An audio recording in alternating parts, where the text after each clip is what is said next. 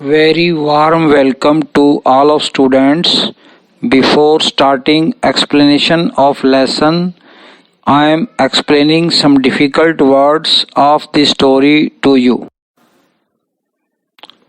Difficult words: treacherous, deceptive, dagabaz; shallow, not deep, chichla; skinny, very lean and thin, dubla patla; subdued controlled काबू पाया; aversion reluctance पसंद न करना; Surf foamy wave समुद्री लहरें; aping imitating नकल करते हुए; टिमिड लैकिंग कैरेज दब्बू; ब्रजर बुल्ली धौंस जमाने वाला; रिपलिंग वेविंग लहरदार; यील्ड क्राइड चिल्लाया; डक्ड डाइव्ड गोता लगाना; टॉस थ्रू अप उछाल दिया; स्वेलोड गल्प डाउन निगल गया; बोब कम अप ऊपर आना; पैनिकी कंफ्यूज्ड एंड स्केयर्ड आतंकित; ग्रैब कैच होल्ड पकड़ना; सफोकेटिंग डिफिकल्ट टू ब्रीथ सांस घुटना; screamed cried चीखना;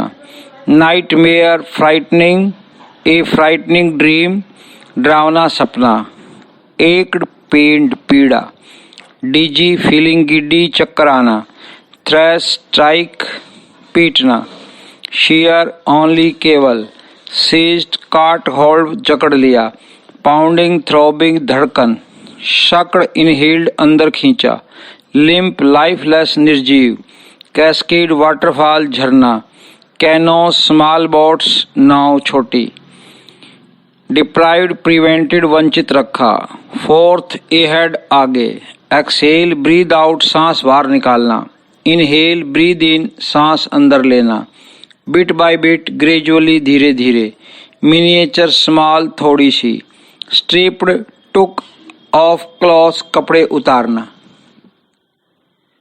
YMCA means Young Men's Christian Association. You are advised to write these difficult words in your notebook and learn them.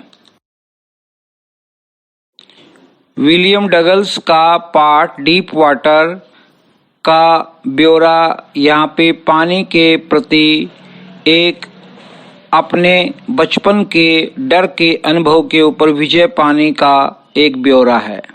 वह लगभग swimming pool में डूब गया और आखिरकार उसने पानी के प्रति अपने डर के ऊपर काबू पाया।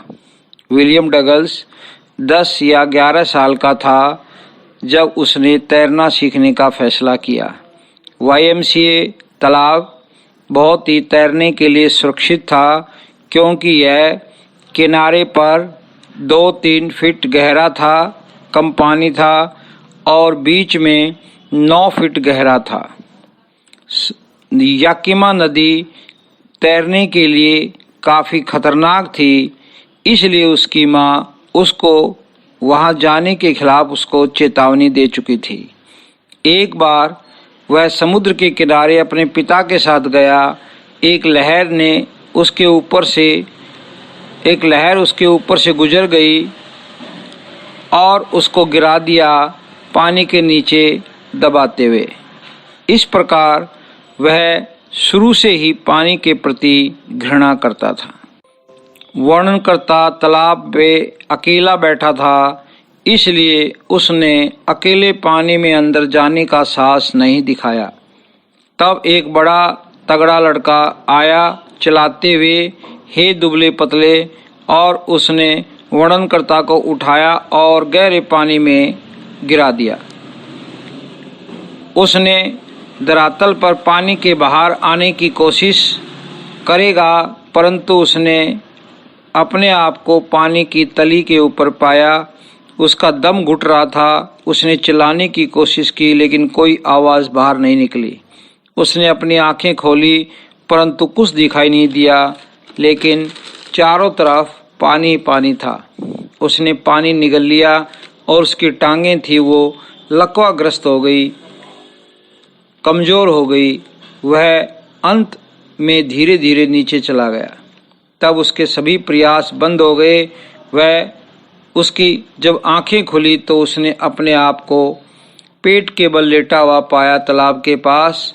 वह उल्टियां कर रहा था। लड़का जिसने उसको पानी में फेंका था वो कह रहा था वह तो केवल मजाक कर रहा था। वर्णनकर्ता लगभग मृतप्राय हो चुका था। वर्णनकर्ता ने एक प्रशिक्षक की सेवाएं ली और एक तालाब पे गया। उसने 1 सप्ताह में 5 दिन अभ्यास किया। प्रशिक्षक ने उसको एक बेल्ट बांधी, उसके चारों तरफ एक रस्सी से उस बेल्ट को जोड़ के उसको पुली के ऊपर ले गया।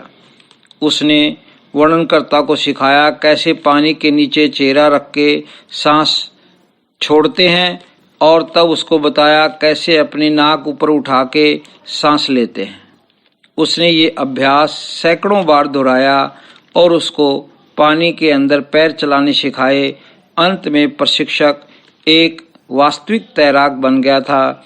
वह लेक वेंटवर्थ के अंदर गया और वहाँ ट्रिक्स आइलैंड पे गोता लगाया।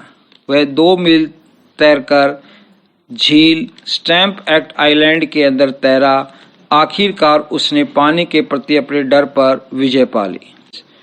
विलियम डगलस इस कहानी के माध्यम से पाठकों को एक संदेश देता है कि मृत्यु का डर केवल डर होता है। सभी डर और जितने भी डरावनी चीज़ें हैं वो सभी मनोवैज्ञानिक होती हैं। हमें किसी चीज़ से डरना नहीं चाहिए। हम उनके ऊपर विजय पा सकते हैं। केवल हम डगल्स की तरह हमें दृढ़ निश्चयी रहना चाहिए। डगल्स ने पानी के डर के ऊपर केवल विजय पाई, स्वयं एक अच्छा संपूर्ण तैराक बन करके।